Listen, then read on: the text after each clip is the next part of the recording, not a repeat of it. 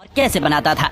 और उससे भी बड़ा सवाल तो ये है कि जब हर दिन हजारों लोग मर जाते थे तो शाम का खाना किस हिसाब से बनता था और भोजन बनने के बाद उसका एक निवाला भी खराब नहीं जाता था। लेकिन दोस्तों, ये कैसे संभव हो सकता है? इसके पीछे भी एक रहस्य छुपा हुआ है। तो आइए जानते हैं महाभारत से जुड़े कुछ ऐसे ही रहस्यों को जिनसे आज भी दुनिया अनजान है। दोस्तों, अब तक का सबसे बड़ा युद्ध महाभारत का युद्ध था, जिसमें बड़े बड़े शूरवीरों और योद्धाओं ने भाग लिया था। तभी इस युद्ध को महाभारत का नाम दिया गया था। महाभारत के युद्ध में 50 लाख से भी ज्यादा सैनिक शामिल थे।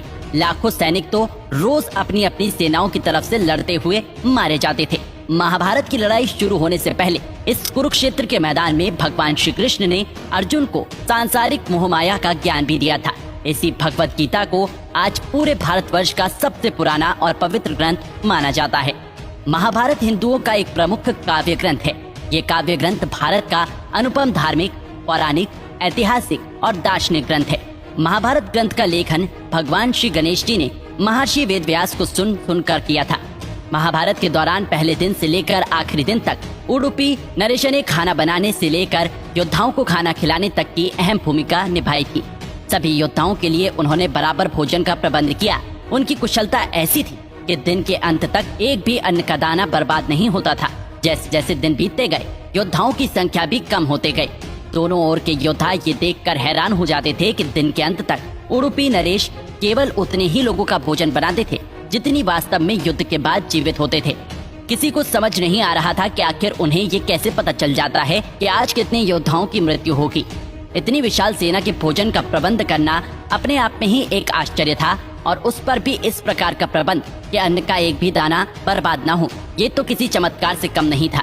दोस्तों, इस महाभारत को हम प्रथम विश्व युद्ध कहें तो गलत नहीं होगा, क्योंकि उस समय कौरवों और पांडवों के बीच हुए इस युद्ध में पूरे विश्व के राजाओं ने भाग लिया था, जिनमें से कुछ राजा कौरवों की तरफ से लड़े थे तो कुछ पांडवों की तरफ से लड़े थे।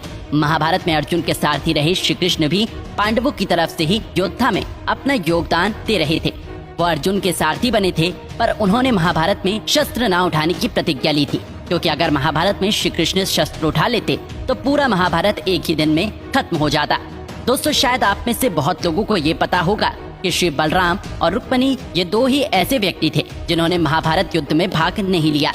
पर एक और राज्य ऐसा था जो युद्ध क्षेत्र में होते हुए भी युद्ध से बाहर था, और वो था दक्षिण का राज्य उडुपी।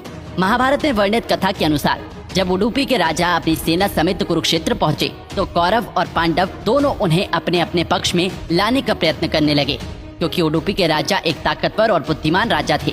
लेकिन उडुपी नरेश बहुत समझदार और दूरदर्शी थे। उन्होंने श्री कृष्ण से कहा कि हे माधव, दोनों ओर से जिसे भी देखो युद्ध के लिए व्याकुल दिखता है, किंतु क्या किसी ने सोचा है कि दोनों ओर से उपस्थित इतनी विशाल सेना के भोजन का प्रबंध कैसे होगा?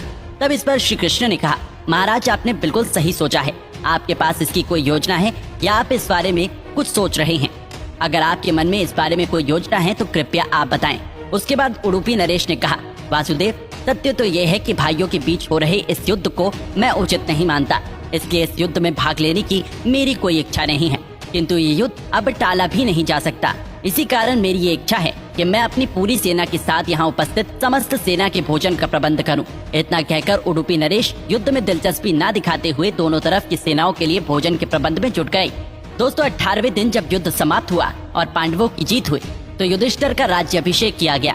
इस समय युधिष्ठिर से बिल्कुल भी रहा नहीं गया और उन्होंने उडुपी नरेश से पूछ ही लिया कि महाराज, सभी लोग हम लोगों की प्रशंसा कर रहे हैं कि किस प्रकार हमने उस सेना को परास्त कर दिया जिसका नेतृत्व पिता, माँ, भीष्म, गुरु द्रोणाचार्य और हमारे ज्येष्ठ भ्राता कर्ण जैसे महारथी कर रहे थे। पर मुझे लगता है कि हम सबसे अधिक प्रशंसा के पात्र आप हैं, जिन्होंने न केवल इतनी विशाल सेना के लिए भोजन का प्रबंध किया बल्कि अन्न का एक दाना भी व्यर्थ नहीं होने दिया।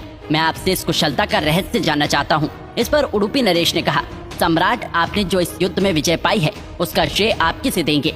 इस पर युधिष्ठिर ने कहा, श्री कृष्ण के अतिरिक्त इसका श्रेय और किसे जा सकता है? अगर वो न होते तो कौरव सेना को परास्त करना असंभव था। तब उडुपी नरेश ने कहा, महाराज, आप जिसे मेरा चमत्कार कह रहे हैं वो भी श्री कृष्ण के द्वारा ही संभव हुआ है। ऐसा सुनकर वहाँ उपस्थित सभी लोग आश्चर्यचकित रह गए।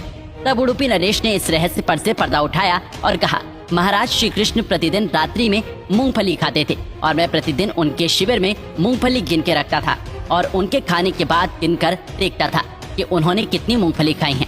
वो जितनी मूंगफली खाते थे उससे ठीक 1000 गुना सैनिक अगले दिन युद्ध में मारे जाते थे।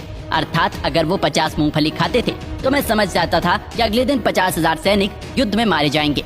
उसी अनुपात में मैं अगले दिन का भोजन बनाता था। यही कारण था कि कभी भी भोजन व्यर्थ नहीं हुआ। श्री कृष्ण के इस चमत्कार को सुनकर सभी उनके आगे नतमस्तक हो गए। दोस्तों, ये महाभारत में उपस्थित सभी कथाओं में सबसे दुर्लभ और प्राचीन कथा है, जिसका उल्लेख कहीं कहीं पर ही मिलता है। कर्नाटक के उडुपी जिले में स्थित श्री कृष्ण मठ में ये कथा हमेशा सुनाई जाते हैं। लोगों की ऐसी मान्यता है कि इस मठ की स्थापना उडुपी के सम्राट द्वारा ही कराई गई थी और जब काफी समय बीतता गया तो इसे माधवाचार्य जी ने आगे बढ़ाया। दोस्तों, महाभारत के युद्ध का एक ही कारण था और वो था हस्तिनापुर का सिंहासन, जिसकी वजह से भाई भाई ही आपस में जान के दुश्मन बन बैठे। महाभारत के युद्ध धर्म और अधर्म के बीच हुआ था। हस्तिनापुर के सम्राट धृतराष्ट्र अपने पुत्र कौरवों में से दुर्योधन को अपना राज्य देना चाहते थे, पर हस्तिनापुर की प्रजा चाहती थी कि पांडवों में से युधिष्ठिर राजा बने। पर पुत्र मोह में धृतराष्ट्र ने अधर्म का मार्ग अपना लिया और वो दुर्योधन की सारी बात मानते चले गए। अब कौरवों ने हर मुमकिन प्रयास किया कि पांडव हस्तिनापुर को छोड़ दें, पर वो अपने इस काम में नाकाम रहे। जिसके बाद कौरवों ने उन्हें जान से मरवाने का भी प्रयास किया, पर अपने इस कार्य में भी वो पूर्णतः असफल रहे। महाभारत में ही भाइयों के दिलों में एक दूसरे के लिए नफरत भरकर उन्हें लड़वाने वाला कोई और नहीं बल्कि मामा शकुनी ही था, जिन्होंने अपने जीजा धृतराष्ट्र के मन में पांडवों के लिए जहर भरा और दुर्योधन को भी हमेशा यही सिखाते रहे कि ये पांडव तुम्हारे भाई नहीं बल्कि तुम्हारा हिस्सा खाने वाले तुम्हारे सबसे बड़े दुश्मन हैं। दुर्योधन भी उनके इस बात को अपने दिल में लगा बैठे और अंदर ही अंदर नफरत पालते रहे। पर महाभारत के अंत में धर्म की जीत हुई और अधर्म को हार मिली। इस धर्म की जीत का पूरा श्रेय भगवान श्री कृष्ण को जाता है, जिन्होंने अर्जुन का सारथी बनकर पांडवों का मार्गदर्शन किया, उन्हें समय समय पर सांसारिक उपदेश देते रहे। महाभारत के इस युद्ध में सबसे ज्यादा दुख और कष्ट पांडवों को झेलने पड़े। पांडवों ने इस युद्ध को अनदेखा करते हुए श्री कृष्ण के द्वारा कौरवों के पास एक सुलह का प्रस्ताव भी भेजा था, लेकिन जैसे ही श्री कृष्ण ये प्रस्ताव लेकर कौरवों के पास पहुँचे तो दुर्योधन ने इस प्रस्ताव को ठुकरा दिया और श्री कृष्ण का अपमान करके उन्हें बंदी बनाने की कोशिश की। पर ये कैसे संभव हो सकता था? भला भगवान को कोई बंदी बना सकता है क्या? इसके बाद श्री कृष्ण ने पांडवों से कहा कि अगर तुम्हें अपना अधिकार पाना है तो तुम्हें उनसे युद्ध करना पड़ेगा।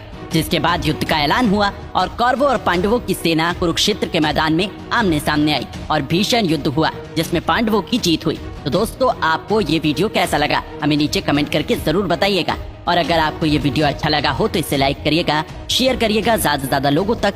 और ऐसी और भी धार्मिक वीडियोस को फेसबुक पर देखने के लिए हमारे पेज को आज ही फॉलो करें। धन्यवाद।